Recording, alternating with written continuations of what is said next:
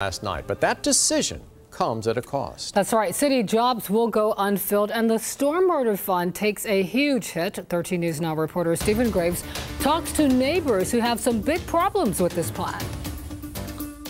Folks in Windsor Woods say it's encouraging to see stormwater projects like this happening in their neighborhood, but after a move like last night by City Council, they say they aren't confident that this will stay a priority. It's not rocket science. Virginia Wasserberg sits in her apartment frustrated, not only because she's lost her home in the last year, been in debt because of flooding. We don't really know where we'll go from here.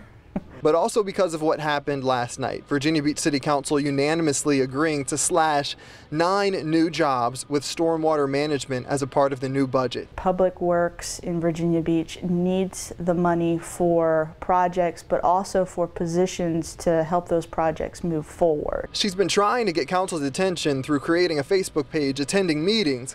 She thinks this recent move was to please residents who didn't want to pay the 2.5 cent per day fee. So we reached out to Councilwoman Barbara Henley. She tells us there are 2 flooding studies happening right now. The new positions would have brought the expertise to make infrastructure changes once the studies were done.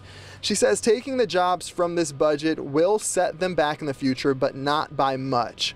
Wasserberg says she hopes the focus will shift from development to improving infrastructure. But in the meantime, she'll continue to speak up. Everybody's going to make a promise, and it's just a matter of if they're going to keep it or not. The budget does allow for about $60 million in stormwater improvements. Both Henley and Councilman Bobby Dyer do admit there needs to be better communication when it comes to the budget, and they're going to make changes on that moving forward.